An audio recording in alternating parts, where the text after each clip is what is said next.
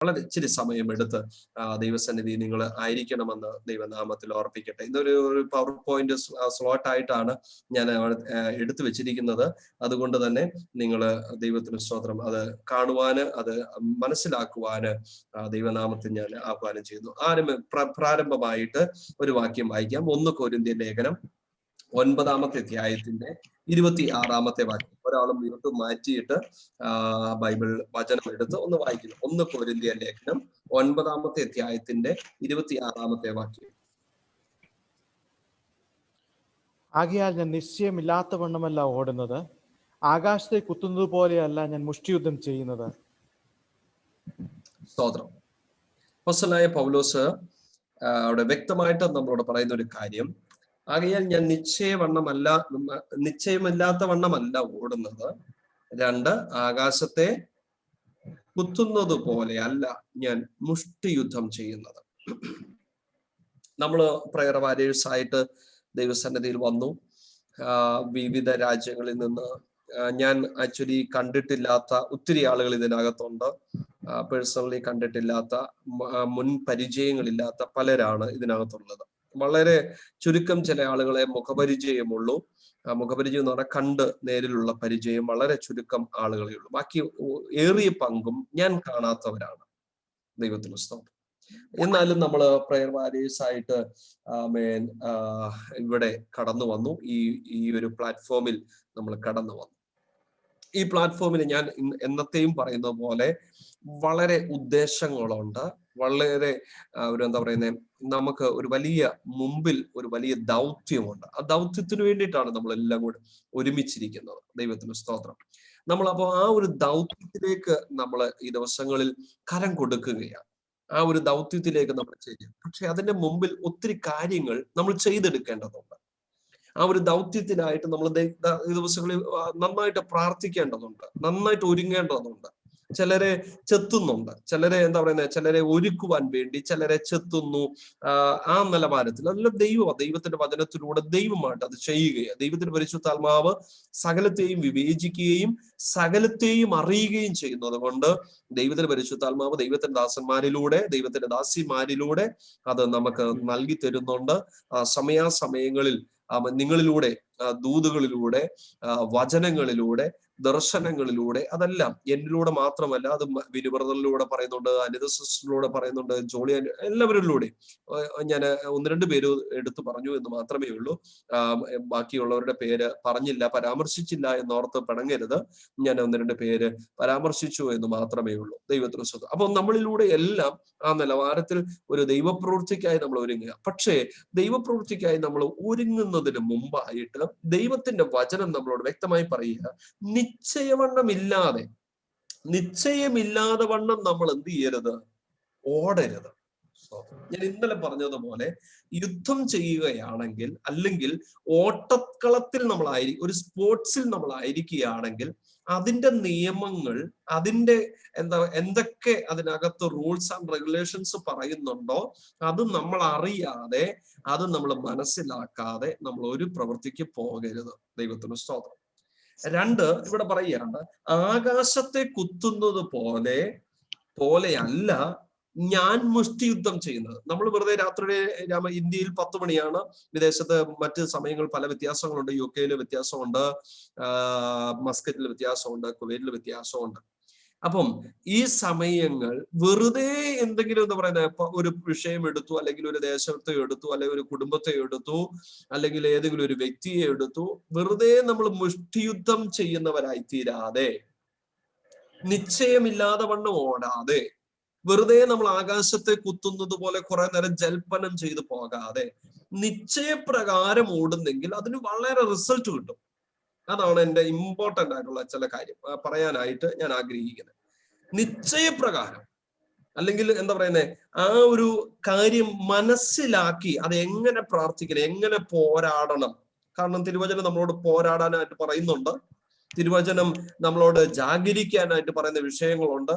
രാജാക്കന്മാർക്ക് വേണ്ടി പ്രാർത്ഥിക്കാനായിട്ട് പറയുന്ന, ദേശങ്ങൾക്ക് വേണ്ടി പ്രാർത്ഥിക്കാനായിട്ട് പറയുന്ന കാര്യങ്ങളുണ്ട്. ഇതെല്ലാം ഉണ്ട്. പക്ഷേ അത് എങ്ങനെ നമ്മൾ പ്രാർത്ഥിക്കണം, എങ്ങനെ ആയിരിക്കണം, അതിന്റെ നിലവാരം എങ്ങനെയാണ് എന്ന് അറിയാതെ വെറുതെ ആകാശത്തിന് നേരെ മുഷ്ടിയുദ്ധം ചെയ്യുന്നവരായി തീരാതെ അത് പ്രയോജനം ചെയ്യുന്നില്ല. അങ്ങനെ ആകാശത്തിന് നേരെ മുഷ്ടിയുദ്ധം ചെയ്യുന്ന ഒരു പ്രയോജനവും ഇല്ല. നമ്മുടെ എനർജി കളയാമെന്ന് മാത്രമേ ഉള്ളൂ. അതിനകത്തൊരു സാറ്റിസ്ഫാക്ഷൻ കിട്ടത്തില്ല. അപ്പൊ സാറ്റിസ്ഫാക്ഷൻ കിട്ടണമെങ്കിൽ, അതിനൊരു റിസൾട്ട് കിട്ടണമെങ്കിൽ നിശ്ചയപ്രകാരം നമ്മൾ ഓടുവാൻ ദൈവം നമ്മെ സഹായിക്കട്ടെ. അതാണ് പ്രാരംഭത്തിൽ ഉള്ള പറയാനായി ആഗ്രഹിച്ച കാര്യം. ദൈവത്തിന് സ്തോത്രം. ഞാൻ ഇനി പവർ പോയിന്റ് സ്ലോട്ടിലേക്ക് പോവുകയാണ്. ഒരു പവർ പോയിന്റ് സ്ലോട്ട് നിങ്ങളുടെ ഫോണില്, കമ്പ്യൂട്ടറില് ഒക്കെ വന്ന് കാണും. ദൈവത്തിന് സ്തോത്രം. യെഹെസ്കേലിന്റെ പുസ്തകം 47-ാമത്തെ അധ്യായത്തിന്റെ 1 മുതൽ 12 വരെയുള്ള വേദഭാഗങ്ങളാണ് ഇവിടെ സ്തോത്രം എഴുതി കാണിക്കുന്നത്. നിങ്ങൾക്ക് എല്ലാവർക്കും കാണാമല്ലോ? ആർക്കെങ്കിലും കാണാത്ത ബുദ്ധിമുട്ടുകളുണ്ടോ? ഒരു മിനിറ്റ്. ഞാനും കുറെ നാളായി ഇങ്ങനെയുള്ള കാര്യങ്ങളൊക്കെ ഒന്ന് ചെയ്തിട്ട്. സോറി. സ്തോത്രം. കാണാമോ? ദയവായിട്ട് മ്യൂട്ട് മാറ്റിയിട്ട് ഒന്ന് പറയണേ. കുഴപ്പമില്ലല്ലോ.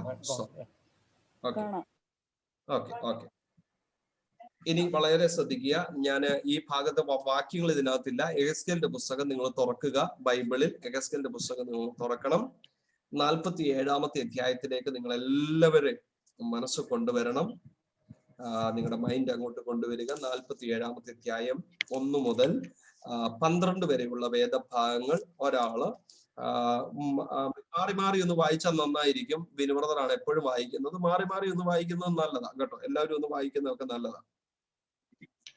അവൻ എന്നെ ആലയത്തിന്റെ പ്രവേശനത്തിങ്കിൽ മടക്കിക്കൊണ്ടുവന്നപ്പോൾ ആലയത്തിന്റെ ഉമ്മരപ്പടിയുടെ കീഴിൽ നിന്ന് വെള്ളം കിഴക്കോട്ട് പുറപ്പെടുന്നത് ഞാൻ കണ്ടു. ആലയത്തിന് മുഖം കിഴക്കോട്ടല്ലോ.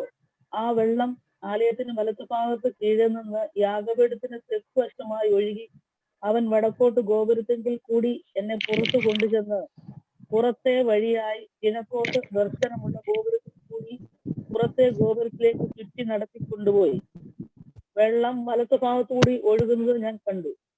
ആ പുരുഷൻ കയ്യിൽ ചരടുമായി കിഴക്കോട്ട് നടന്നു. 1000 മുഴം അളന്നു എന്നെ വെള്ളത്തിൽ കൂടി കടന്നു. വെള്ളം മരിയാണിയോളം ആയി. അവൻ പിന്നെയും 1000 മുഴം അളന്നു എന്നെ വെള്ളത്തിൽ കൂടി കടക്കുമാറാക്കി. വെള്ളം മുട്ടോളമായി. അവൻ പിന്നെയും 1000 മുഴം അളന്നു എന്നെ കടക്കുമാറാക്കി. വെള്ളം അരയോളമായി. അവൻ പിന്നെയും 1000 മുഴം അളന്നു. അത് എനിക്ക് കടപ്പാൻ വഹിയാത്ത ഒരു നദിയായി. വെള്ളം പൊങ്ങി നീന്തിയിട്ടല്ലാതെ കടപ്പാൻ വഹിയാത്ത ഒരു നദിയായി തീർന്നു. അവൻ എന്നോട്, മനുഷ്യപുത്ര, കണ്ടുവോ എന്ന് ചോദിച്ചു. പിന്നെ അവൻ എന്നെ നദീതീരത്ത് മടങ്ങി ചെല്ലുമാറാക്കി.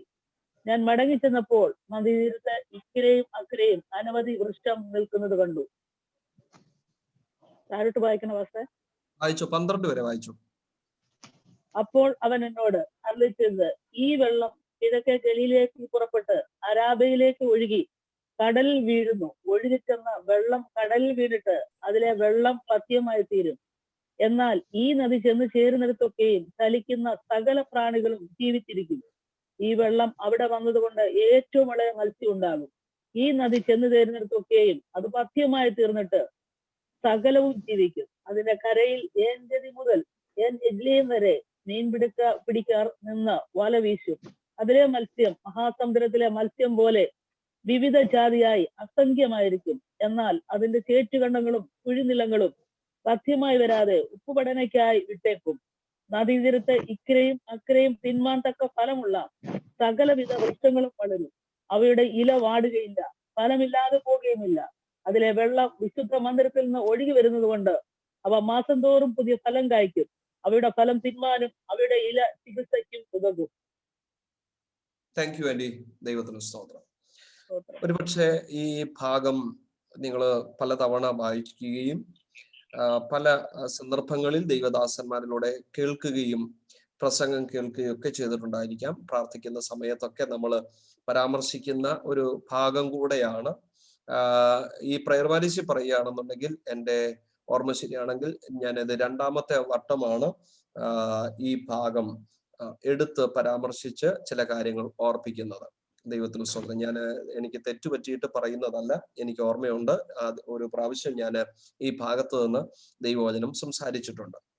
എന്നാൽ ഇന്നലെ രാത്രി വളരെ എന്നെ വളരെയധികം ഈ ഭാഗത്ത് നിന്ന് ദൈവാത്മാവ് പല കാര്യങ്ങൾ എന്നെ കാണിപ്പാനും ചിന്തിപ്പിപ്പാനും ഇടയായി. അതിന്റെ അടിസ്ഥാനത്തിൽ ഞാൻ ഇന്ന് പകല് വളരെ സമയമില്ലാഞ്ഞിട്ടും ഒരു പവർ പോയിന്റ് സ്ലോട്ട് നിങ്ങൾക്ക് അതെങ്ങനെ മനസ്സിലാക്കി തരണം എന്നുള്ള ഒരു വളരെ ആശയക്കുഴപ്പത്തിൽ ഞാൻ എൻ്റെതായ ചിന്തകളിലും എൻ്റെതായ അന്വേഷണങ്ങളിലും കണ്ടെത്തിക്കൊണ്ടുവന്ന ചില പിക്ചേഴ്സ് ഇതിനകത്തുണ്ട്. ദൈവനാമത്തിൽ ആമേൻ നമുക്ക് പ്രയോജനമായി തീരട്ടെ എന്ന് ഞാൻ ആത്മാർത്ഥമായി ആഗ്രഹിക്കുന്നു. രണ്ടാമത്തെ വിഷയം ഇവിടെ ആമേൻ സ്തോത്രം. എഹെസ്കേലിന്റെ പുസ്തകം 47-ാമത്തെ അധ്യായത്തിൽ ഒരു നദി പുറപ്പെടുന്നത് നമുക്ക് കാണുക. ഞാൻ ഇച്ചിരി എല്ലാവർക്കും മനസ്സിലാകുന്ന തരത്തിൽ വളരെ ഇച്ചിരി സ്ലോ ആയിട്ടാണ് ഞാനത് പറയുന്നത്. അതുകൊണ്ട് ഇതിനെക്കുറിച്ച് നന്നായി ഗ്രാഹ്യമുള്ളവർ ദയവായി എൻ്റെ കൂടെ വരണമെന്ന് ദൈവനാമത്തിൽ ഓർപ്പിക്കുന്നു. നമുക്കറിയാം, ആലയത്തിന്റെ ഉമ്മരപ്പടിയുടെ കീഴിൽ നിന്ന് വെള്ളം താഴോട്ട് പുറപ്പെടുന്നത് ഞാൻ കണ്ടു. നിങ്ങൾ അടുത്തൊരു സ്ലോട്ടിലേക്ക് പോകണം. ഇച്ചിരി സ്റ്റക്ക് ആയിട്ടുണ്ട്. ഓക്കെ. കയ്യിൽ ചരടുമായി, ഇവിടെ ഞാനൊരു മീറ്ററാണ് കൊടുത്തിരിക്കുന്നത്. ഞാൻ ചരട് എനിക്ക് നോക്കിയിട്ട് കിട്ടിയില്ല, ഒരു മീറ്ററാണ്, നിങ്ങൾക്ക് മനസ്സിലാക്കാൻ വേണ്ടി കൊണ്ട്. കയ്യിൽ ചരടുമായിട്ട് ഒരു പുരുഷൻ ആലയത്തിന്റെ ആ കിഴക്കു നിന്ന് പുറപ്പെടുന്ന, ആലയത്തിന്റെ ഉമ്മരപ്പടിയുടെ കീഴിൽ നിന്ന് പുറപ്പെടുന്ന ആ വെള്ളത്തെ അളക്കുവാനായിട്ട് ഒരു പുരുഷൻ ഒരു വശത്ത് നിൽക്കുന്നത് നിങ്ങൾ കാണുന്നു. ഇത് മനസ്സിലാവുന്നുണ്ടല്ലോ. ഈ ഒരു പിക്ചർ നിങ്ങൾ നോക്കൂ. ഇവിടെ ആലയം, നമുക്ക് ഇവിടെ ഒരു ആലയത്തിന്റെ ഒരു ചതുരം നിങ്ങൾക്ക് അവിടെ കാണുവാൻ കഴിയും. അവിടെ നിന്ന് ചെറിയൊരു ചാല് നിങ്ങളുടെ ഫോണിൽ നിങ്ങൾക്ക് കാണാൻ കഴിയുമെന്ന് ഞാൻ വിശ്വസിക്കുന്നു. ഒരു ചെറിയ ചാല് വെള്ളം ഇങ്ങനെ താഴോട്ട് ഒഴുകുന്നു. ഒരു മനുഷ്യൻ അവിടെ ആദ്യം നിൽക്കുന്നുണ്ട്. പിന്നീട് രണ്ടു മൂന്ന് മനുഷ്യർ, ആ മനുഷ്യൻ തന്നെയാണ് ഇങ്ങോട്ട് കാണുക. അത് ദൈവത്തിന്റെ വചനത്തിന്റെ ആ ഒരു ഇതിന്റെ പ്രകാരം. ഇവിടെ കുറെ മരങ്ങൾ നിങ്ങൾക്ക് കാണാൻ കഴിയും. അതിനകത്തെല്ലാം ഒരു റെഡ് ഒരു ഫലങ്ങൾ കൊടുക്കുന്നതായിട്ടുള്ള ചിത്രങ്ങളാണ് അവിടെ കാണുവാൻ കഴിയുന്നത്. ദൈവത്തിന് സ്തോത്രം. ഇനി നമ്മൾ അവിടോട്ട് ഈ വചനത്തിന്റെ ഭാഗത്തേക്ക് നമ്മൾ വരികയാണ്. ദൈവത്തിന് സ്തോത്രം. രണ്ടാമത്തെ വാക്യം ഇങ്ങനെയാണ്: അവൻ വടക്കോട്ടുള്ള ഗോപുരത്തിൽ കൂടി എന്നെ പുറത്തു കൊണ്ടു ചെന്ന് പുറത്തെ വഴിയായി കിഴക്കോട്ട് ദർശനമുള്ള ഗോപുരത്തിൽ കൂടി പുറത്തെ ഗോപുരത്തിലേക്ക് ചുറ്റി നടത്തി കൊണ്ടുപോയി. ഈ ഭാഗമൊക്കെ നിങ്ങൾക്ക് മനസ്സിലാകുന്നുണ്ടല്ലോ അല്ലെ? ഓക്കെ. കൊണ്ടുപോയി. വെള്ളം ഇതൊരു ദർശനമാണ്, ഇതൊരു പ്രവചനമാണ്, ഇതൊരു പ്രവാചക പുസ്തകം, എഹെസ്കേൽ പ്രവചന പുസ്തകമാണ്, ഇതൊരു പ്രവചന ഭാഗമാണ്. ദൈവത്തിന് സ്തോത്രം. അപ്പം ആ ഒരു അർത്ഥത്തിൽ, ആ ഒരു ആംഗിളിൽ നിന്നുകൊണ്ടേ നിങ്ങൾ ഇത് കാണാവുള്ളൂ. സ്തോത്രം. വെള്ളം വലത്തു ഭാഗത്തൂടി ഒഴുകുന്നത് ഞാൻ കണ്ടു. ആ പുരുഷൻ കയ്യിൽ ചരടുമായി കിഴക്കോട്ട് നടന്നു. നിങ്ങൾക്ക് മനസ്സിലാവുന്നുണ്ടല്ലോ? കിഴക്കോട്ട് 1000 മുഴം അളന്നു. 1000 മുഴം അളന്ന് എന്നെ വെള്ളത്തിലൂടെ കടക്കുമാറാക്കി. ഞാൻ പറഞ്ഞല്ലോ, വളരെ ബോധ്യത്തോടുകൂടെ ചില കാര്യങ്ങൾ പറയാനായിട്ട് ഞാൻ ഇവിടെ വരികയാണ്. നോക്കണമേ, ഒരു പുരുഷൻ കയ്യിൽ ചരടുമായി കിഴക്കോട്ട് നടന്നു. എന്നിട്ട് 1000 മുഴം അളന്നു. 1000 മുഴം അളന്നപ്പോൾ ആ വ്യക്തി എഹെസ്കേൽ പറയുകയാണ്, എന്നെ എന്ത് ചെയ്തു? വെള്ളത്തിലൂടെ കടക്കുമാറാക്കിയപ്പോൾ വെള്ളം നരിയാണിയോളമായി. നോക്കണമേ, വെള്ളം ഇവിടെ നരിയാണിയോളമായി. നോക്കണം, ഇവിടെ നിങ്ങൾക്ക് കാണാൻ പറ്റുന്നുണ്ടോ? 1000 ക്യൂബിക് എന്ന് പറഞ്ഞിട്ട് ഇവിടെ ഒരു പിക്ചർ ഉണ്ട്. വീണ്ടും 1000 അളക്കുന്നുണ്ട്. ഇങ്ങനെ 1000 പോവുക. ഞാൻ ഇതിന്റെ ഒരു പിക്ചർ ഇതിലേക്ക് ഞാൻ വരികയാണ്. ദൈവത്തിന് സ്തോത്രം. ഇവിടെ ഈ ഒരു ഭാഗത്ത് 1 എന്നുള്ള ഭാഗത്ത് നരിയാണിയോളം ഇവിടെയായി നിങ്ങൾക്ക് കാണാൻ പറ്റുന്നുണ്ടല്ലോ അല്ലെ? ഈ നരിയാണിയോളം, അതായത് നമ്മുടെ കാലിന്റെ ആ ഉപ്പൂറ്റി വരെയുള്ള ഭാഗത്ത് എന്ത് ചെയ്യുന്നു? വെള്ളം എത്തിയിട്ടുണ്ട്. ഈ വെള്ളത്തിങ്കലും ഒരു നനവ് നമുക്ക് ഫീൽ ചെയ്യും അല്ലെ? പുഴയിലിറങ്ങിയ തോട്ടിലിറങ്ങിയ എല്ലാവരും തോട്ടിലൊക്കെ ഇറങ്ങിയിട്ടുണ്ടല്ലോ, വെള്ളത്തിലൊക്കെ ഇറങ്ങിയ അനുഭവങ്ങളുണ്ടല്ലോ. ഈ വെള്ളത്തിൽ ഇറങ്ങുമ്പോൾ നമ്മുടെ കാലിന്റെ ഭാഗത്ത് വെള്ളം നനയുമ്പോൾ നമുക്ക് ശരീരത്തിൽ ഒരു തണുപ്പ് അനുഭവപ്പെടും, എന്തൊരു കുളിർമ അനുഭവപ്പെടും. ഇത് തന്നെയാണ് പരിശുദ്ധാത്മാവിന്റെ ഒരു അനുഭവം. നിങ്ങൾക്ക് മനസ്സിലാകുന്നുണ്ടോ? 1000 മുഴം അളന്നിട്ട് ഈ പുരുഷൻ 1000 മുഴം അളന്നിട്ട് യഹസ്കേലിനെ ഈ വെള്ളത്തിലൂടെ കടക്കുമാറാക്കിയപ്പോൾ വെള്ളം നരിയാണിയോളമായപ്പോൾ വെള്ളത്തിൽ കാല് ഉറച്ചു നിപ്പുണ്ട്. വെള്ളത്തിൽ എന്ന് പറഞ്ഞു കഴിഞ്ഞാൽ ഭൂമിയിൽ വെള്ളത്തിന്റെ ആ അടിത്തട്ടിൽ, ആ ഭൂമിയിൽ എന്തുണ്ട്? ആ സമുദ്രത്തിന്റെ നിരപ്പിൽ നമ്മുടെ കാല് ഉറച്ചു നിൽപ്പുണ്ട്. അപ്പോ വെള്ളം മേളിലേക്ക് ഉപ്പൂറ്റിയോളം വെള്ളം നിപ്പുണ്ട്. പക്ഷെ നമ്മുടെ ശരീരത്തിൽ ഒരു തണുപ്പ്, എന്തെന്നില്ലാത്ത ഒരു കുളിർമ, ഒരു പ്രത്യേക സുഖം. ഇത് തന്നെ പരിശുദ്ധാത്മാവിന്റെ ഒരു എക്സാമ്പിൾ ആയിട്ട്, സിംബോളിക്കലായിട്ട് ഇത് കൊടുത്തിരിക്കുന്നു. ഇനി ഇത് നമ്മൾ പരിശുദ്ധാത്മാവുമായിട്ട് തട്ടിക്കുമ്പോൾ ആദ്യമായിട്ട് ദൈവത്തിന്റെ സാന്നിധ്യം നമ്മളിലേക്ക് വരുമ്പോൾ ഒരു തണുപ്പ് നമുക്ക് ഫീൽ ചെയ്യും. ഒരു പ്രത്യേകമായ ഒരു അനുഭവം നമുക്ക് ഉണ്ടാകുന്നു. പക്ഷേ ഈ അനുഭവം ഉണ്ടാകുമ്പോൾ തന്നെ നമ്മുടെ ബുദ്ധി പ്രവർത്തിക്കുന്നു, ചിന്തകൾ ഉണ്ടാകുന്നുണ്ട്, പരിസര ബോധം നമുക്കുണ്ട്, ആലോചനകൾ പ്രവർത്തിക്കുന്നുണ്ട്, എക്സെട്ര. നിങ്ങൾക്ക് എന്തെല്ലാം അല്ലേ, നമ്മളൊരു പുഴയിൽ ഇറങ്ങി വെള്ളത്തിൽ ഇറങ്ങി കഴിയുമ്പോൾ നമുക്ക് അവിടെ എൻജോയ്മെന്റ് ചെയ്യാനുള്ള ഇതുണ്ട്. നമ്മുടെ മനസ്സ് അങ്ങനെയാണ്, നമുക്ക് ആലോചിക്കാം, ചിന്തിക്കാം, വെള്ളം കോരി കളിക്കാം, അവിടെ നമുക്ക് ഓടാം യഥേഷ്ടം. നമ്മൾ ആ നരിയാണിയോളം വെള്ളത്തിൽ അല്ലെങ്കിൽ ആ ഉപ്പുറ്റിയോളം വെള്ളത്തിൽ നമുക്കായിരിക്കുമ്പോൾ എന്തൊക്കെ നമുക്ക് ചെയ്യാൻ പറ്റുമോ അതൊക്കെ ചെയ്യാം. പരിശുദ്ധാത്മാവിന്റെ ആ സാന്നിധ്യം നമ്മൾ അനുഭവിക്കുമ്പോഴും ഇതുപോലെ ആദ്യത്തെ അനുഭവത്തിൽ നമുക്കൊരു തണുപ്പ് ഫീൽ ചെയ്യുന്നുണ്ട്, ഒരു കുളിർമ ഫീൽ ചെയ്യുന്നുണ്ട്. പക്ഷേ നമ്മുടെ ബുദ്ധികൾ പ്രവർത്തിച്ചു കൊണ്ടിരിക്കുകയാണ്. നമ്മുടെ ചിന്തകൾക്ക് മാറ്റങ്ങൾ ഉണ്ടാകുന്നില്ല. പരിസര ബോധം നമുക്ക് നന്നായിട്ടുണ്ട്. ആലയത്തിൽ ആര് വരുന്നു, ആലയത്തിൽ എന്റെ അടുത്ത് ആരാണ് ഇരിക്കുന്നത്, പാസ്റ്റർ ഇപ്പോൾ എന്താണ് ചെയ്യുന്നത്, അല്ലെ പാട്ട് പാടുന്ന ആളുകൾ എന്താണ് ചെയ്യുന്നത്, അല്ലെങ്കിൽ ഈ കാലിന്റെ ഭാഗത്ത് വെള്ളം നനഞ്ഞെങ്കിലും നമ്മുടെ ആലോചനകൾക്കൊന്നും ഒരു കുറവുമില്ല. വീട്ടിൽ രാത്രി പ്രാർത്ഥനയ്ക്കാണെന്നുണ്ടെങ്കിൽ കോഴിക്കോട് അടച്ചോ എന്നുള്ള ചിന്തകൾ വരും. കഥക് അടച്ചേച്ചാണോ പോകുന്നത്, വാതില് പൂട്ടിയായിരുന്നോ, താക്കോലുണ്ടോ, ആരേലും ഫോൺ വിളിച്ചോ, എവിടെ ഇരിക്കുക, ആരാധനയ്ക്ക് നമ്മൾ ഇരിക്കുകയാണെങ്കിൽ പോലും നമ്മുടെ ചിന്തകൾക്കോ നമ്മുടെ ആലോചനകൾക്കോ ഒന്നും ഒരു മാറ്റവും വരുന്നില്ല. മനസ്സിലാകുന്നുണ്ടല്ലോ? ഇനി 1000 മുഴം അളന്നിട്ട് അവിടെ നിർത്തുകയല്ല, വീണ്ടും ആ പുരുഷൻ എന്ത് ചെയ്യാണ്, 1000 മുഴം വീണ്ടും അളക്കുകയാണ്. അളന്നിട്ട് നമ്മളെ അങ്ങോട്ട്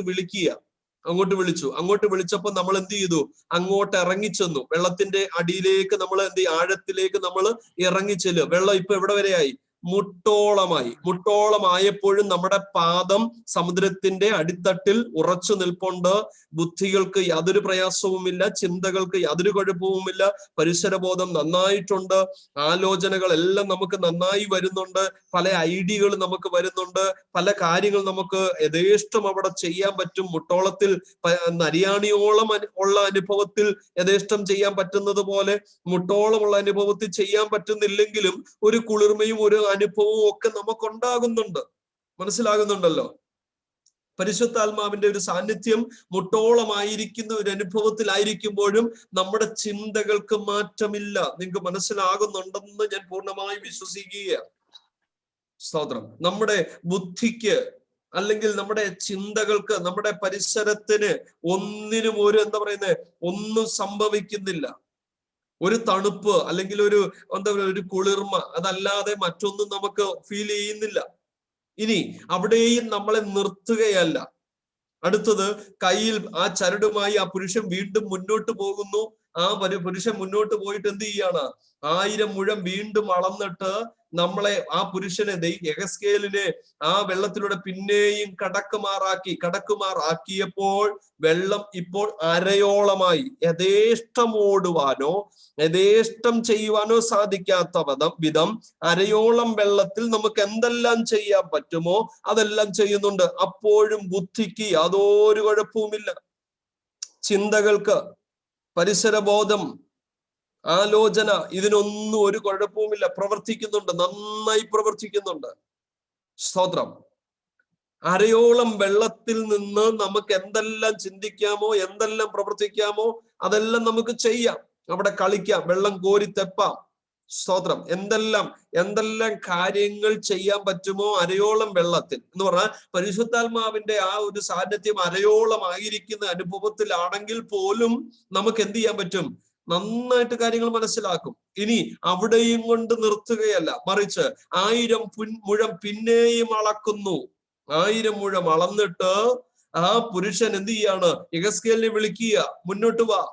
ആമേൻ. അത് കഴിഞ്ഞപ്പോൾ 1000 മുഴം അളന്ന് ആ അരയോളം വെള്ളത്തിൽ നിന്ന് വീണ്ടും അടുത്തൊരു സ്റ്റെപ്പ് വെച്ച് കഴിഞ്ഞപ്പോൾ, കുറച്ചുകൂടെ അങ്ങോട്ട് വെക്കാൻ പോയപ്പോൾ അവിടെ ഇതാ നീന്തിയിട്ടല്ലാതെ, കാല് നിലത്ത് തട്ടാതെ വണ്ണം, ഉറയ്ക്കാതെ വണ്ണം നീന്തിയിട്ടല്ലാതെ കടപ്പൻ വഹിയാത്ത ഒരു നദിയായി എന്നിൽ തീർന്നു. ഇവിടെ ബുദ്ധി പ്രവർത്തിക്കുന്നില്ല. കാരണം ഒരു വെള്ളച്ചാട്ടത്തിലോ അല്ലെങ്കിൽ ഒരു കുഴിക്കകത്തോ അകപ്പെട്ടിട്ടുള്ള ആരെങ്കിലും ഇതിനകത്ത് അകപ്പെട്ടിട്ടുണ്ടെങ്കിൽ അവർക്ക് നന്നായിട്ട് മനസ്സിലാകും, ഒരു വെള്ളത്തിന്റെ കുഴിക്കകത്ത് കരയില്ലാത്ത അല്ലെങ്കിൽ നിലയില്ലാത്ത വണ്ണം ആ വെള്ളത്തിൽ അകപ്പെട്ടിട്ടുള്ള ആളുകൾക്ക് പ്രത്യേകിച്ച് മനസ്സിലാകും, അവിടെ ബുദ്ധിയല്ല പ്രവർത്തിക്കുന്നത്, ചിന്തകളല്ല, പരിസരബോധമല്ല, ആലോചനകളൊന്നും അവിടെ വരികയില്ല, മറിച്ച് വല്ലവിധേനയും രക്ഷപ്പെടുക എന്നുള്ള ഒരൊറ്റ ചിന്തയേ ഉള്ളൂ. നിലയില്ലാത്ത കയത്തിൽ ഞാനും നിങ്ങളും വെള്ളത്തിൽ അകപ്പെട്ടിട്ടുണ്ടെങ്കിൽ നമ്മുടെ ലക്ഷ്യം അല്ലെങ്കിൽ നമ്മുടെ നമ്മുടെ പ്രയത്നം എന്ന് പറയുന്നത് രക്ഷപ്പെടുക. നീന്തി എന്ത് ചെയ്യുക? നീന്താൻ അറിയുന്നവരാണെങ്കിൽ നീന്തി, അല്ലെങ്കിൽ വെപ്രാളമാണ്.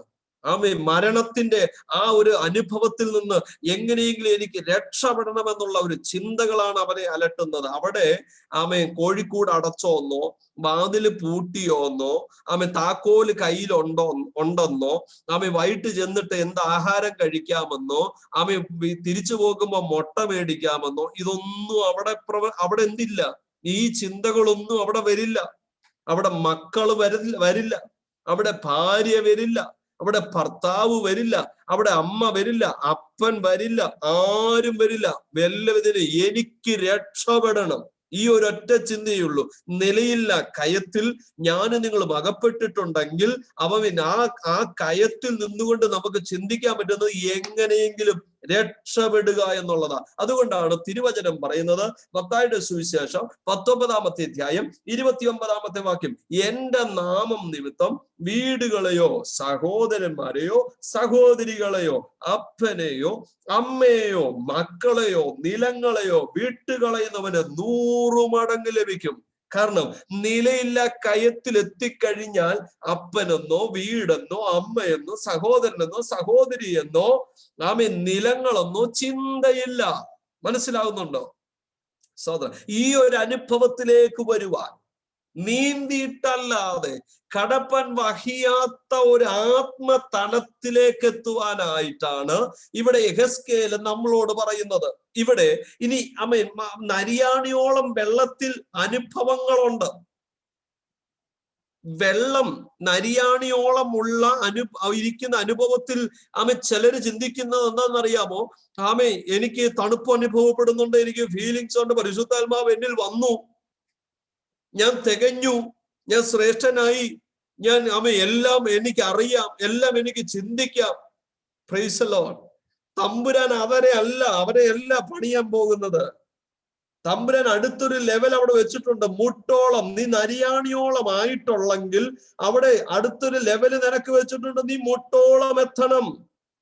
മുട്ടോളം എത്തുന്ന ആളുകളുണ്ട്. മുട്ടോളം എത്തിയിട്ടും അവിടെ നിന്ന് എന്താണ്ട് ഞാൻ അവിടെ 2 എന്നിട്ടിട്ട് അവിടെ എയും ബിയും സിയും ഇട്ടിരിക്കുക. ഈ എയും ബിയും സിക്കകത്ത് ഒത്തിരി കാര്യങ്ങളുണ്ട്. ഇവിടെ 1000 മുഴ വളർന്നിട്ടുണ്ട്. ഇവിടെ നടുക്ക് വലിയൊരു ഗ്യാപ്പ് ഉണ്ട്.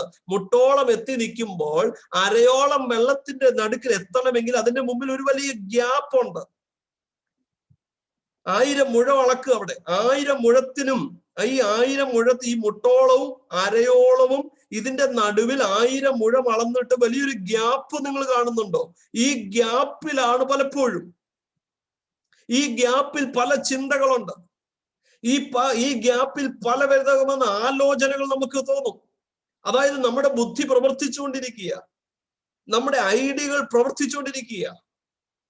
നമ്മുടെ ചിന്താധാരകൾക്ക് ഒരു വ്യത്യാസവുമില്ല. പലര് പറഞ്ഞ അനുഭവങ്ങളുണ്ട്, അറിവുകളുണ്ട്, പുസ്തകത്തിൽ നിന്ന് വായിച്ച ചിന്തകളുണ്ട്, അല്ലെങ്കിൽ നമ്മുടെ ആരെങ്കിലും പറഞ്ഞ നമ്മുടെ ഭവനത്തിൽ നിന്ന് ആരെങ്കിലും പറഞ്ഞ, അല്ലെ പാസ്റ്റർമാര് പറഞ്ഞ അറിവുകൾ, ഇതെല്ലാം പ്രവർത്തിച്ചുകൊണ്ടിരിക്കുക ഈ 1000 മുഴം വിളക്കുന്നതിന്റെ നടുവിൽ. പക്ഷേ ഇതെല്ലാം പോകണം. എവിടെ നീ എത്തണം? നീന്തിയിട്ടല്ലാത്ത, നിന്റെ ഐഡിയ വേണ്ട, നിന്റെ ചിന്തകൾ വേണ്ട, നിന്റെ ആലോചനകൾ വേണ്ട, നീ പുസ്തകത്തിൽ നിന്ന് പഠിച്ചത് വേണ്ട, നീ പാസ്റ്റർമാരിൽ നിന്ന് കേട്ടത് വേണ്ട, നിന്റെ ആരെങ്കിലും ബന്ധുക്കളിൽ നിന്ന് പറഞ്ഞത് വേണ്ട. ഇതൊന്നും അവിടെ ആവശ്യമില്ല. നീന്തിയിട്ടല്ലാതെ കടപ്പാൻ വഹിയാത്ത ഒരു ആത്മനദിയിലേക്ക്, ഒരു അനുഭവത്തിലേക്ക് ഞാനും നിങ്ങളും എത്തപ്പെടണമെന്നാണ് യെഹെസ്കേൽ 47 ഒരു പിക്ചർ കൊടുത്തിട്ട് പറയുന്നത്. സ്തോത്രം. എന്നാൽ പലപ്പോഴും സംഭവിക്കുന്നത്, മുട്ടോളം വെള്ളത്തിൽ നിന്നുകൊണ്ട് തണുപ്പ് അനുഭവിക്കുന്നുണ്ട്, വെള്ളത്തിലാണ് പരിശുദ്ധാത്മാവ് എന്നിലുണ്ട്, പരിശുദ്ധാത്മാവാണ് എന്നിൽ ക്രിയ ചെയ്യുന്നു പറഞ്ഞുകൊണ്ട് പലപ്പോഴും നമ്മൾ അവിടെ കൊണ്ട് തൃപ്തി അണയുക. എന്താ തൃപ്തി അണയുന്നത്? ഞാൻ പറയാം. ഇച്ചിരിയും കൂടെ നിങ്ങൾക്ക് മനസ്സിലാകുന്ന തരത്തിൽ പറയാം. ഒരു സഭായോഗത്തിനോ ഒരു കൂട്ടായ്മയ്ക്കോ അല്ലെങ്കിൽ ഒരു പ്രാർത്ഥന കൂട്ടായ്മകൾക്കോ നമ്മൾ പോകുമ്പോൾ നമ്മുടെ ആകെയുള്ള ഒരു ലക്ഷ്യമെന്ന് പറയുന്നത് ഇന്ന് നന്നായിട്ടൊന്ന് ആരാധിക്കണം. തെറ്റല്ല, അതിനകത്ത് യാതൊരു തെറ്റുമില്ല. ആരാധിക്കണം, ദൈവത്തെ ആരാധിക്കാനാണ് നമ്മൾ പോകുന്നത്. പക്ഷേ ഇന്ന് കണ്ടുവരുന്ന ഒരു കാര്യം ഞാൻ പറയട്ടെ, ഒരു പാട്ടിന്റെ അവസാനം അല്പം കുറച്ചേറെ കൈയടിച്ച് ശരീരമൊക്കെ ഒന്ന് വിയർത്ത് ആ ഒരു തലത്തിൽ അന്യഭാഷ പറഞ്ഞ് അതുകൊണ്ട് തൃപ്തിയാകുന്ന പലരെയും ഞാൻ കണ്ടിട്ടുണ്ട്. എൻ്റെ ഈ ക്രിസ്തീയ ജീവിതത്തിന്റെ അനുഭവത്തിൽ 3/4 ആളുകളും ഇതാണ് യഥാർത്ഥ പരിശുദ്ധാത്മാവിന്റെ പ്രവർത്തനമെന്ന് ചിന്തിക്കുന്ന പലരുമുണ്ട്. എൻ്റെ പ്രിയരെ, അതല്ല, അത് തുടക്കം മാത്രമാ. ഞാൻ പറയാം, അത് നരിയാണിയോളം എത്തിയിട്ടുള്ള ഒരു വ്യക്തിയുടെ അനുഭവം, ഒരു തണുപ്പ്, ഒരു ഫീലിങ്. കുറച്ചുകൂടെ കടത്തി ഞാൻ പറയാം. കുറെ എക്സസൈസ്, നമ്മുടെ ശരീരത്തിലൊക്കെ കുറെ കൊഴുപ്പുകളുണ്ട്. നമ്മൾ ഈ ആഹാരം കഴിക്കുന്നതിന്റെ ഒക്കെ കൊഴുപ്പുകളുണ്ട്. പണ്ടത്തെ പോലെ നമ്മൾ നടപ്പില്ല, പണ്ടത്തെ പോലെ നമുക്ക് അധ്വാനങ്ങൾ വളരെ കുറവാണ്. പണ്ടുള്ള നമ്മുടെ പിതാക്കന്മാരൊക്കെ തൂമ്പായും പറമ്പിലും ഒക്കെ ആയിട്ട്, മണ്ണിലും ചേറിലും ഒക്കെ ആയിട്ട് അവർ നന്നായിട്ട് അധ്വാനിക്കുന്നവരായിരുന്നു. അതുപോലെ തന്നെ സഹോദരിമാരാണെങ്കിലും വീട്ടു ജോലി, മിക്സി ഒന്നും അന്നില്ല, ഗ്രൈൻഡർ ഇല്ല, വാഷിംഗ് മെഷീൻ ഇല്ല, ഇങ്ങനെയുള്ള കാര്യങ്ങളൊന്നും തന്നെ ഇല്ല, അയൺ ബോക്സ് ഇല്ല. ഇതെല്ലാം അത് കൂടാഞ്ഞിട്ട് വീട്ടില് പശുവിനെ, പോത്ത്, ആട്, കോഴി ഇതെല്ലാം ഉണ്ട്. ഇതിനെല്ലാം തീറ്റി കൊടുക്കണം, ഇതിനെല്ലാം അതിന്റെ തൊഴുത്ത്, പശു ഉണ്ടെങ്കിൽ തൊഴുത്ത് കഴുകണം, അതിന് പുല്ലുണ്ടാക്കണം, അതിനെ കറക്കണം. ഒരുപാട് പണികളുണ്ട്. അതിന്റെ കൂട്ടത്തിൽ രാവിലെ അപ്പം ഉണ്ടാക്കണം എന്നുണ്ടെങ്കിൽ ഇന്നത്തെ പോലെ ഇൻസ്റ്റന്റ് ഫുഡുകളൊന്നുമില്ല, നൂഡിൽസോ കാര്യങ്ങളോ ഒന്നുമില്ല, അന്നില്ല. ഇന്നിപ്പോ വിദേശത്തുള്ളവർക്കൊക്കെയാണ് നൂഡിൽസ് ഉണ്ട്, ഇൻസ്റ്റന്റ് ഫുഡുകളുണ്ട്. പാക്കറ്റ് അങ്ങോട്ട് പൊട്ടിച്ച് പാലിനകത്തോട്ട് ഇട്ട് കഴിഞ്ഞു കഴിഞ്ഞാൽ പല കാര്യങ്ങളും ഇന്ന് ഒന്നും ചെയ്യണ്ട. പണ്ടത്തെ അതൊന്നുമില്ല. അന്ന് അരി വെള്ളത്തിലിട്ട് കുതിർത്ത് ഇടിച്ചു പൊടിച്ച് പുട്ടുണ്ടാക്കണമെങ്കിൽ പുട്ട്, അല്ലെങ്കിൽ ദോശയോ ഇഡ്ഡലിയോ ഒക്കെ ആണെന്നുണ്ടെങ്കിൽ ഒരുപാട് കഷ്ടപ്പാടാ. അത് ഒരു രാവിലത്തെ ഒരു ബ്രേക്ക്ഫാസ്റ്റ് മാത്രം. ഉച്ചക്കത്തേക്കാണെങ്കിൽ പാടങ്ങളുണ്ട്. ആണുങ്ങൾ പാടത്ത് പോയി പണിയെടുത്ത് നെല്ല് കൊയ്ത് കൂട്ടിയിട്ടേക്കും. സഹോദരിമാര് അത് എന്ത് ചെയ്തു? കുത്തി അത് വെളുപ്പിച്ച് അത് കഴുകി അത് എന്ത് ചെയ്ത് ഉച്ചയ്ക്ക് ചോറിന് അത് ഇട്ട് അത് കഴിച്ച് അതിന്റെ കൂട്ടത്തിൽ കൂട്ടാന് മിക്സി ഒന്നുമില്ല. ഇന്നിപ്പം ഞെക്കിയാൽ സ്വിച്ച് ഇട്ട് കഴിഞ്ഞ് പല കാര്യങ്ങളൊക്കെ വരും. അന്ന് അധ്വാനങ്ങളുണ്ട്. ഇന്നിപ്പോ അധ്വാനങ്ങളൊക്കെ വളരെ കുറവാണ്. ഇപ്പൊ ഇങ്ങനെ അധ്വാനങ്ങൾ ഇല്ലാതെ കൊണ്ട് തന്നെ നമുക്ക് എക്സസൈസ് വളരെ കുറവാണ്. പക്ഷെ ഈ ആരാധനയ്ക്ക് ആലയത്തിൽ പോയി നമ്മൾ കുറെ നേരം കൈ അടിക്കുമ്പോൾ നമുക്ക് ഒരു എന്താ പറയുന്നത്, ഒരു റിലാക്സേഷൻ സംഭവിക്കുന്നുണ്ട്. നമ്മുടെ ശരീരത്തിന് ഒരു അയവ് സംഭവിക്കുന്നുണ്ട്. ഇന്ന് ഭൂരിഭാഗം ആളുകളും ചിന്തിക്കുന്നത്, ഇന്ന് ഞാൻ ശരിക്ക് ആരാധിച്ചു, ശരിക്ക് കൈയടിച്ച് അന്യഭാഷ പറഞ്ഞാൽ അവര് ചിന്തിക്കുന്നത് ഇന്ന് ശരിക്കും ഒരു ആരാധന വെളിപ്പെട്ടു. ആരാധന വെളിപ്പെട്ടില്ലെന്നൊന്നും ഞാൻ പറയുന്നില്ല. കാരണം വെളിപ്പെട്ടതോ അത് നിങ്ങളും ദൈവവുമായിട്ടുള്ള ബന്ധം എങ്ങനെ ഇരിക്കുന്നു അതുപോലെ ഇരിക്കും. എനിവേ, ഞാൻ പറയുന്ന ഒരു കാര്യം, അങ്ങനെ കുറെ കൈയടിച്ചത് കൊണ്ട് നമ്മുടെ ശരീരത്തിനുണ്ടാകുന്ന ഒരു വ്യായാമം, ഒരു റിലാക്സേഷൻ, അതല്ല ദൈവമക്കളെ യഥാർത്ഥ ദൈവ സാന്നിധ്യം. സ്തോത്രം. ഞാൻ ഒന്നുകൂടെ കടത്തി പറയാൻ ആഗ്രഹിക്കുക. അപ്പോസ്തല പ്രവൃത്തിയുടെ പുസ്തകം 2-ാമത്തെ അധ്യായത്തിൽ അവര് കൈയടിച്ചൊന്നും പറയുന്നില്ല. അവിടുന്ന് അഗ്നിജ്വാല പോലെ പിളർന്നിരിക്കുന്ന നാവ് അവർക്ക് പ്രത്യക്ഷമായി ഒരു കൊടിയ കാറ്റടിക്കുന്നത് പോലെ അവരുടെ മേൽ പതിച്ചു. ഇങ്ങനെയൊക്കെ അവിടെ പദങ്ങൾ കൊടുത്തിരിക്കുന്നത് നിങ്ങളൊന്ന് ശ്രദ്ധിക്കുന്നുണ്ടോ? അവിടെ അവര് കുറെ നേരം ഇല്ല എങ്കിൽ നിങ്ങളൊന്ന് ചിന്തിച്ചു നോക്കിക്കേ. ഈ ഹൈന്ദവ ആചാരപ്രകാരം ഈ കോമരം തുള്ളുന്നത് നിങ്ങൾ കണ്ടിട്ടുണ്ടോ? കോമരം തുള്ളുന്നത് ഞാൻ കണ്ടിട്ടുണ്ട്. കോമരം തുള്ളുന്നത്, ഈ കോമരം തുള്ളി തുള്ളി തുള്ളി തുള്ളി കുറെ കഴിയുമ്പോഴത്തേന് എന്ത് ചെയ്യുന്നറിയാമോ? അവനൊരു എന്താ പറയുന്നേ, ഒരു വൈബ്രേഷൻ വരും. അവൻ പിന്നെ എന്താ പറയുക, തല മുറിക്കും, വാളെടുത്തിട്ട് ആ ശരീരത്തെ ദണ്ഡിപ്പിക്കും. അവനും കിട്ടുന്നുണ്ട് ഒരു ഒരു സുഖം കിട്ടുന്നുണ്ട്. അതൊരു തൃപ്തി ഉള്ളത് കൊണ്ടാണല്ലോ അവർ പിന്നെയും പിന്നെയും കോമരം തുള്ളുന്നത്. ഇനി 2, മല കീറുന്ന, ഇപ്പം മലയാറ്റൂർ മലയും അതുപോലെ ശബരിമലയും ഒക്കെ കയറുന്ന ഒത്തിരി ആളുകളുണ്ട്. ക്രിസ്ത്യാനികൾ മലയാറ്റൂർ മല കയറും, ഹൈന്ദവരാണെന്നുണ്ടെങ്കിൽ ശബരിമല പോകും. ഈ ശബരിമലയിലും ഒരുപാട് കയറ്റങ്ങളുണ്ട്, സ്റ്റെപ്പുകളുണ്ട്. ഈ സ്റ്റെപ്പുകളൊക്കെ കയറി, അല്ലെങ്കിൽ മലയാറ്റൂർ മല ഇതുമൊക്കെ ആയിട്ട്, കുരിശും ഒക്കെ ആയിട്ട് വലിഞ്ഞു കയറുമ്പോൾ അവർക്കൊരു തൃപ്തിയുണ്ട്. കാരണം ശരീരത്തിൽ എന്തൊക്കെയോ ചെയ്തതിന്റെ ഒരു ഫീലിംഗ്. ഇന്ന് പെന്തക്കോസിലും ഇത് തന്നെയാ സംഭവിക്കുന്നേ. ഞാൻ ചില കാര്യങ്ങൾ പച്ചയ്ക്ക് പറയുന്നത് കൊണ്ട് ദയവായിട്ട് നിങ്ങൾ അതിന്റെ ബോധ്യം മനസ്സിലാക്കാൻ വേണ്ടിയാണ് ഞാൻ പറയാം. ഞാൻ അതിനെ തുടക്കത്തിൽ ഞാൻ വായിച്ചത്, നിശ്ചയമില്ലാതെ വണ്ണം നമ്മൾ ഓടരുത്, ആകാശത്തെ കുത്തുന്നത് പോലെ നമ്മൾ വെറുതെ മുഷ്ടിയുദ്ധം ചെയ്യരുത്. നമ്മൾ നിശ്ചയമുള്ളവരായി ഓടണം, നിശ്ചയമുള്ളവരായി ആരാധിക്കണം. ആരാധിക്കുന്നതിന് എതിരല്ല ബ്ലസം പാസ്റ്റർ, അന്യഭാഷ പറയുന്നതിന് എതിരല്ല. ഇതിനെല്ലാം നന്നായി അന്യഭാഷ പറയുന്നവനാ ഞാന്. സ്തോത്രം. പക്ഷേ ഈ ദിവസങ്ങളിൽ അല്ലെങ്കിൽ ഈ നാളുകളിൽ കണ്ടുവരുന്ന, പെന്തക്കോസിൽ കണ്ടുവരുന്ന, പ്രയർ വാരീസിൽ കണ്ടുവരുന്ന കാര്യമല്ല, പെന്തക്കോസിൽ കണ്ടുവരുന്ന കാര്യമാണ് ഞാൻ നിങ്ങളുമായി ഷെയർ ചെയ്യുന്നത്. അപ്പം ഇങ്ങനെ മല കയറുന്നതും അല്ലെങ്കിൽ ഇങ്ങനെ കോമരം തുള്ളുന്ന വ്യക്തികളുമായിട്ട് നിങ്ങളൊന്ന് കമ്പയർ ചെയ്ത് നോക്ക്. എന്താ ഇതിനകത്ത് വ്യത്യാസം? എന്തെങ്കിലും വ്യത്യാസം ഉണ്ടോ? ഒരു തമ്പേർ, പണ്ട് തമ്പേർ, ഇപ്പൊ തമ്പേറില്ല, ഇപ്പൊ കീബോർഡാണ്, ഇപ്പൊ മൈക്ക് സിസ്റ്റം, സൗണ്ട് സിസ്റ്റങ്ങളാണ്. ഇപ്പൊ നല്ല സൗണ്ട് സിസ്റ്റങ്ങൾ മേടിക്കാൻ കിട്ടും, ഇപ്പൊ നല്ല കീബോർഡുകൾ മേടിക്കാൻ കിട്ടും. കൈയടിക്കുന്നത് പോലെ ജനമില്ലെങ്കിലും കൈയടിപ്പിക്കാൻ കഴിയും. കീബോർഡിനകത്ത് ഒരു പ്രത്യേക ബട്ടൺ ഇട്ട് കഴിഞ്ഞ് കഴിഞ്ഞാൽ ജനങ്ങൾ കൈയടിക്കുന്നത് പോലെ തോന്നും. ഇന്ന് ഇതൊക്കെയാണ് തൃപ്തി അണയുന്നത്. ഇങ്ങനെയൊക്കെ വന്നു കഴിഞ്ഞാൽ ഇങ്ങനെയൊക്കെ കൊഴുപ്പ് കൂട്ടുകയാ പ്രിയരെ. കൊഴുപ്പ് കൂട്ടുന്നതല്ല ഇത്, ഈ പ്രവൃത്തി. ദൈവത്തിന് സ്തോത്രം. അപ്പം നരിയാണിയോളം വെള്ളത്തിൽ നമ്മൾ എത്തി നിൽക്കുമ്പോൾ നമ്മുടെ വിചാരം എന്താണെന്നറിയാമോ?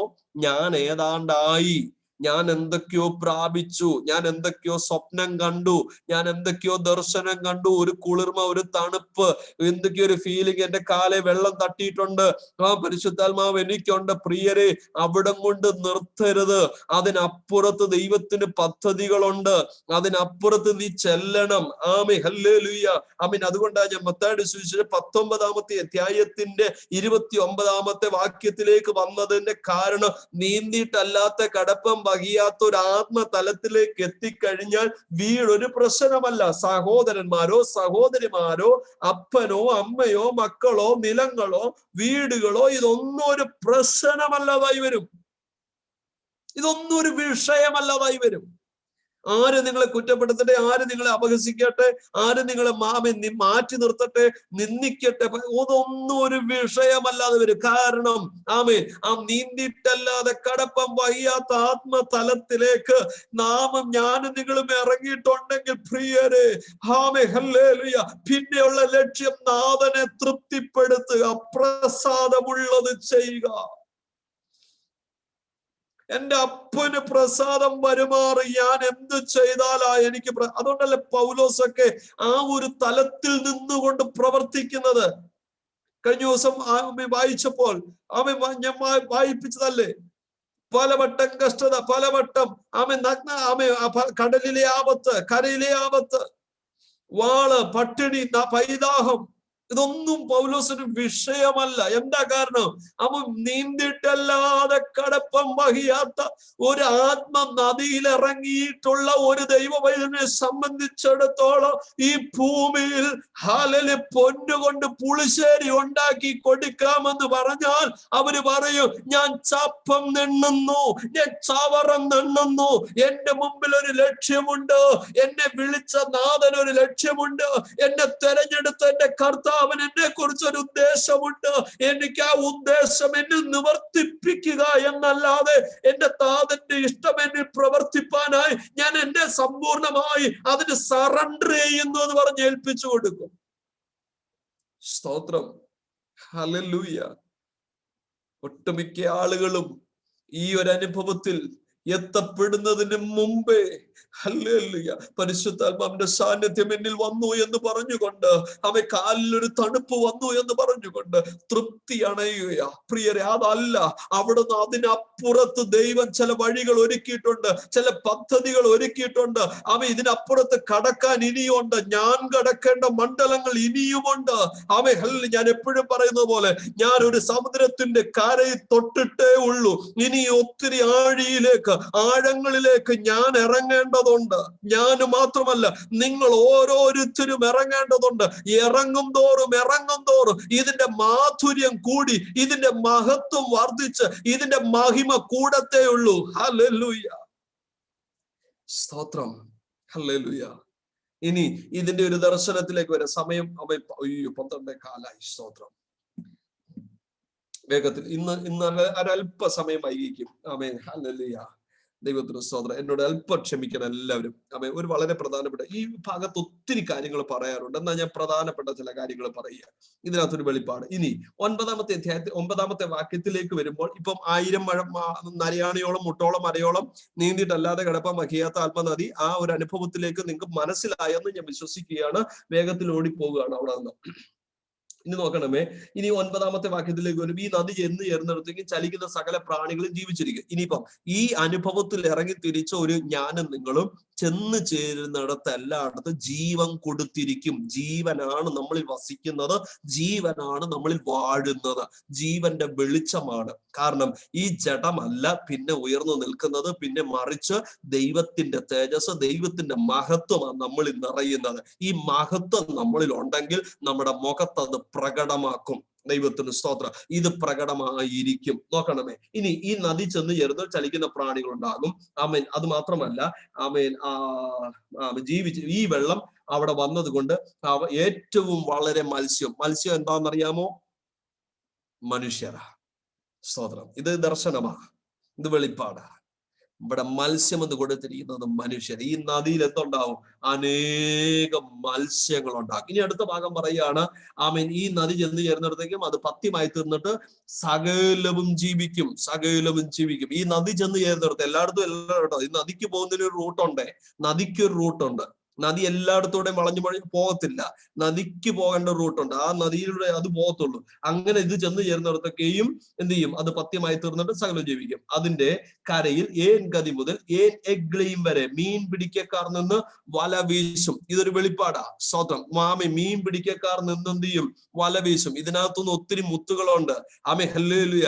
ഇതിനകത്തുനിന്ന് പ്രാപിക്കേണ്ടത് ചിലരുണ്ട്. ലോകം പ്രാപിക്കേണ്ട ചില കാര്യങ്ങളുണ്ട്. നമ്മുടെ മുത്തുകൾ, നമ്മുടെ ആമേ വിലയേറിയ വചനങ്ങൾ, വെളിപ്പാടുകൾ, ദർശനങ്ങൾ, ഹല്ലേലൂയ, ദൂതുകൾ, ആലോചനകൾ, ഇതെല്ലാം എന്ത് ചെയ്യും? ചിലരെന്ത് ചെയ്യും? വല വീശി പിടിക്കുന്നത് പോലെ, ഏറ്റെടുക്കുന്നത് പോലെ നമ്മിൽ നിന്ന് പ്രാപിക്കും. അങ്ങനെ പറഞ്ഞ് എനിക്ക് പോകാൻ പറ്റത്തുള്ളൂ, സമയമില്ല. അടുത്തത് പറയുകയാണ്, അതിലെ മത്സ്യം മഹാസമുദ്രത്തിലെ മത്സ്യം പോലെ വിവിധ ജാതിയായി അസംഖ്യമായിരിക്കും. ആമേ, ഒരു ജാതിയല്ല, 2 ജാതിയല്ല. ആമേ, മറിച്ച് എന്ത് ചെയ്യും? വിവിധ ജാതിയായി അസംഖ്യമാണ്. ആമേൻ. അടുത്ത വിടുക. എന്നാൽ അതിന്റെ ചേറ്റുകണ്ടകളും കുഴിനിലങ്ങളും പത്യമായി വരാതെ ഉപ്പ് പഠനയ്ക്കായി വിട്ടേക്കും. ഇതിനകത്ത് എന്തുണ്ട്? ആമേൻ. ഇതിനകത്തും കുറെ കുഴിനിലങ്ങളുണ്ട്. പത്യമായി വരാതെ ഉപ്പുപടനയ്ക്കായി വിട്ടുപോകേണ്ട ചേറ്റുകണ്ടങ്ങളുണ്ട്, ചേറ്റുകണ്ടങ്ങളുണ്ട്, കുഴിനിലങ്ങളുണ്ട്. ദൈവത്തിന് ഇതിനകത്ത് എന്ത് ചെയ്യും? ഇതിനകത്തുമുണ്ട് ഹല്ലേലൂയ ചില ശത്രുക്കൾ, ഇതിനകത്തും ചില ഹല്ലേലൂയ. നമ്മൾ ഇന്നലെ കൊരിന്ത്യർ ലേഖനത്തിൽ വായിച്ചതുപോലെ ചില പ്രവൃത്തി 9-ാമത്തെ അധ്യായത്തിൽ നമ്മൾ വായിച്ചല്ലോ. അതുപോലെ ചില ഹീനമായിട്ടുള്ള ചില പ്രവൃത്തികൾ ചെയ്യുന്നവർ ഇതിനകത്തുണ്ട്. അവരെന്ത് ചെയ്യും? പഥ്യമായി അത് വരത്തില്ല. അത് വരാതെ എന്ത് ചെയ്യും? ഉപ്പുപടനയ്ക്കായി അവയെ വിട്ടേക്കും. അതിനെ വേറൊരു പ്രവൃത്തിക്കായി ഇത് വിട്ടേക്കും. അടുത്തത്, നദീതീരത്ത് ഇക്കരെയും അക്കരെയും തിന്മാൻ തക്ക ഫലങ്ങൾ ഉള്ള സകലവിധ വൃക്ഷങ്ങളും വളരും, അവയുടെ ഇല വാടുകയില്ല. ഇതിന്റെ 2 സൈഡുകളിലും എന്തുണ്ട്? വൃക്ഷങ്ങൾ ഉണ്ടായി വരും. ഈ വൃക്ഷങ്ങളിൽ എന്തുണ്ടാവും? തക്ക സമയത്ത് ഫലങ്ങൾ, എല്ലാവിധ ഫലങ്ങളും, സകലവിധ ഫലങ്ങളും വൃക്ഷങ്ങളും എന്ത് ചെയ്യും? തക്ക ഫലങ്ങളുള്ള സകലവിധ വൃക്ഷങ്ങളും വളരും, അവയുടെ ഇല വാടുകയില്ല, അവയുടെ ഫലമില്ലാതെ പോകുകയില്ല. അതിലെ വെള്ളം വിശുദ്ധ മന്ദിരത്തിൽ നിന്ന് ഒഴുകി വരുന്നത് കൊണ്ട് അവ മാസം തോറും പുതിയ ഫലങ്ങൾ കായ്ക്കും, അവയുടെ ഫലം തിന്മാനും അവയുടെ ഇല ചികിത്സിക്കും. ഞാൻ അവിടേക്ക് ഞാൻ പോകുന്നില്ല. ദൈവത്തിന്റെ സ്തോത്രം.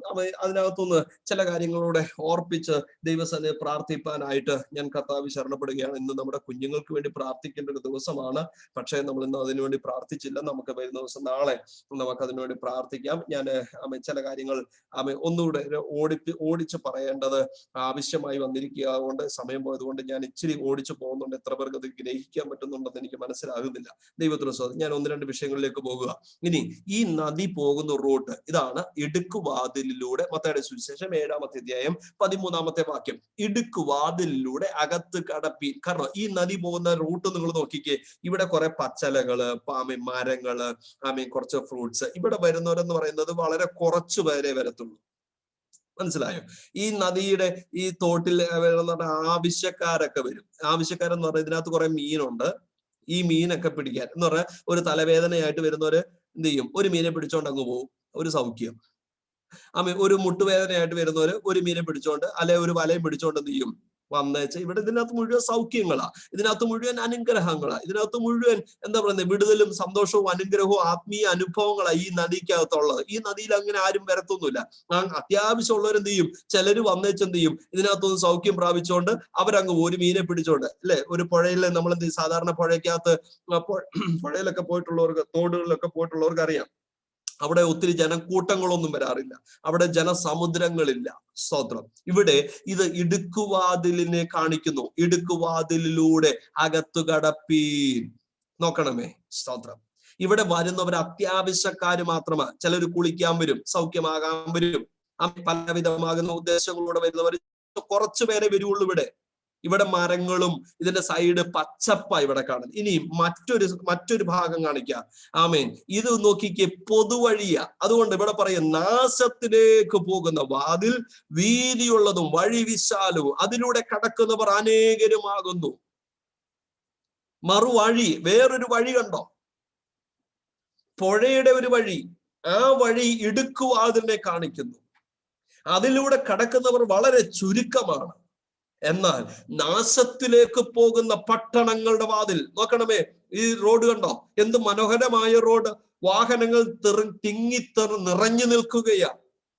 ഇവിടെ വാഹനങ്ങളുണ്ട്, ഇവിടെ പലതരമായ കാര്യങ്ങളുണ്ട്. സോപ്പുണ്ട്, ചീപ്പുണ്ട്, കണ്ണാടിയുണ്ട്, പൊട്ടുണ്ട്, കൺമഷിയുണ്ട്, വളയുണ്ട്, ചെരുപ്പുണ്ട്, എന്ന് വേണ്ട കൊടയുണ്ട്, എല്ലാ സാധനങ്ങളും ഇവിടെ ഉണ്ട്. ഇവിടെ നോക്കി നടന്ന സമയം പോകുന്നത് അറിയത്തില്ല. ഇതിലെ പോയാൽ, ഈ വഴിയുടെ പോയാലേ സമയം പോകുന്നത് അറിയത്തില്ല. അത് മേടിച്ചു, ഇത് മേടിച്ചു, അത് കണ്ടു, ഇത് കേട്ടു, അത് കൊടുത്തും, ഇത് വാങ്ങി ഒക്കെ ഇതിലെ പോകുന്നവർ ഒത്തിരിയാണ്. അതാ വചനം പറയുന്നത്, നാശത്തിലേക്ക് പോകുന്ന വാതിൽ, ആ വഴി വിശാലമാണ്, അതിലൂടെ പോകുന്നവർ നിരവധി ആളുകളാണ്, ധാരാളം ആളുകളുണ്ട്. സ്തോത്രം. എന്നാൽ മറ്റേ വഴി, ആ വഴി വളരെ ചുരുക്കം, അത്യാവശ്യക്കാര് മാത്രം വന്ന് സൗഖ്യം പ്രാപിച്ചുകൊണ്ട്. അവിടെ കാണാൻ പ്രത്യേകിച്ച് ഒന്നുമില്ല. അവിടെ സോപ്പില്ല, ചീപ്പില്ല, കണ്ണാടിയില്ല, പൊട്ടില്ല, ചാന്തില്ല, കരിവളയില്ല, കൺമഷിയില്ല, ഒന്നും തന്നെ അവിടെ ഇല്ല. അവിടെ പിന്നെന്താ? അവര് വിലയേറിയത് ഒന്ന് കാണുന്നുണ്ട്. ഇവിടെ ചിലര് വിലയേറിയതായി കാണുന്നത് പോട്ട്, ചാന്ത്, സോപ്പ്, ചീപ്പ്, കണ്ണാടി, കുപ്പിവള, സ്വർണം, ഹല്ലേലൂയ, നല്ല വസ്ത്രങ്ങള്, വിലയേറിയ വസ്ത്രങ്ങള്, മോടിയുള്ള വസ്ത്രങ്ങള്, ഇതൊക്കെയാണ് ഇവിടെ വളരെ വിലയേറിയതായി കാണുന്നത്. എങ്കിൽ ഇടുക്കുവാതിലൂടെ അകത്ത് കിടക്കുന്നവൻ അതിലൂടെ പോകുമ്പോൾ കാണുന്നത് ഇതൊന്നുമല്ല. അവൻ തിന്നുവാൻ തക്കവണ്ണം നല്ല ഫലങ്ങൾ കാണും. അവിടെ മാസം തോറും പുതിയ ഫലങ്ങൾ കൊടുക്കുന്ന ഒരനുഭവം, ഇല വാടാത്ത ഒരനുഭവം, തക്ക കാലത്ത് ഫലം കായ്ക്കുന്ന ഒരനുഭവം. അതിലെ വെള്ളം എപ്പോഴും പഥ്യമായിരിക്കുന്ന ഒരനുഭവം, ഒരു കുളിർമ, ഒരു സന്തോഷം, ഒരനുഭവം അവിടെ. പക്ഷേ എന്തില്ല, ഈ പറയുന്ന പൊതുവീഥികളിൽ, തെരുവീഥികളിൽ ഉള്ളതുപോലെ അവിടെ കാണാനൊന്നുമില്ല. പക്ഷെ ഇവിടെ കാണാൻ ഒത്തിരി ഉണ്ട്. ഇവിടെ പ്രാപിക്കാൻ അല്ലെങ്കിൽ ഇവിടെ നേടുവാൻ ചിലത് അതിനു വേണ്ടി സമയം മെനക്കെടുത്തുന്നവരുണ്ട്. സ്തോത്രം. എല്ലാവർക്കും മനസ്സിലാകുന്നുണ്ടെന്ന് വിശ്വസിക്കും. ഞാൻ ഇച്ചിരി സ്പീഡിൽ പോയി. സ്തോത്രം. എല്ലാവർക്കും മനസ്സിലായി എന്ന് ഞാൻ വിശ്വസിക്കാം. പക്ഷേ ഇന്ന് രാത്രി ഓർക്കണം, എന്നെ നിങ്ങളെയും ആക്കി വെച്ചിരിക്കുന്ന ഒരു സ്ഥലം. അല്ലേ? അതിന്റെ മഹത്വവും അതിന്റെ അനുഗ്രഹങ്ങളും അതിന്റെ തണുപ്പും അതിന്റെ സുഖവും അതിന്റെ സന്തോഷവും എത്ര പേര് ഇന്ന് രാത്രി പ്രാപിക്കുന്നുണ്ടെന്ന് ഇന്ന് രാത്രി അവരവരായിരിക്കുന്ന സ്ഥലങ്ങളിൽ ഇരുന്നു കൊണ്ട് ദൈവത്തിന് മഹത്വം കൊടുത്താട്ടെ. ഹല്ലേലൂയ.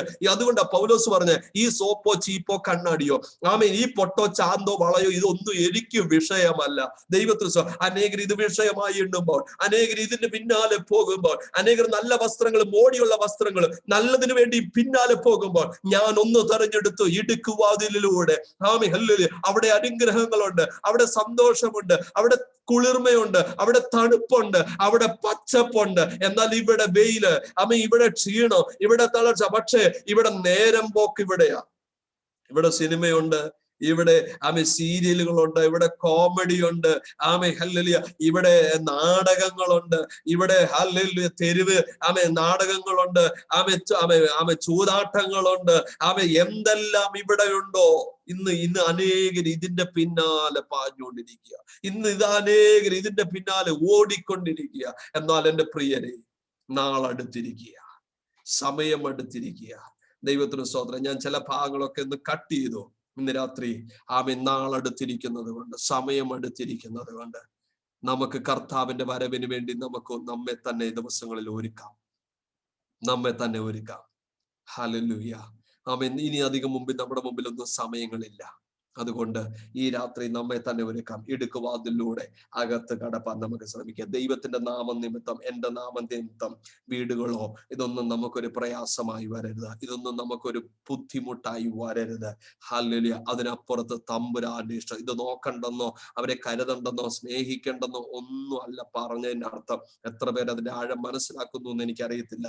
എന്നാൽ ഇന്ന് രാത്രി ഹല്ലേലൂയ, ആ കയത്തിൽ പെട്ടവന്റെ ലക്ഷ്യം സ്വയരക്ഷയാണെങ്കിൽ, രക്ഷപ്പെടുക എന്നുള്ളത് ാണെങ്കിൽ ഇന്നെത്ര നമ്മുടെ തമ്പുരാന്റെ ഇഷ്ടത്തിലേക്ക് വന്നാൽ നീന്തിയിട്ടല്ലാതെ കടപ്പാൻ ഇനി യാക്കോ പറഞ്ഞ പോലെ, നീ എന്നെ അനുഗ്രഹിച്ചല്ലാതെ ഞാൻ നിന്നെ വിടത്തില്ലെന്ന് പറഞ്ഞതുപോലെ, കർത്താവെ എന്നെ നിന്റെ പദ്ധതിയിൽ കൂടെ എടുക്കണമേ.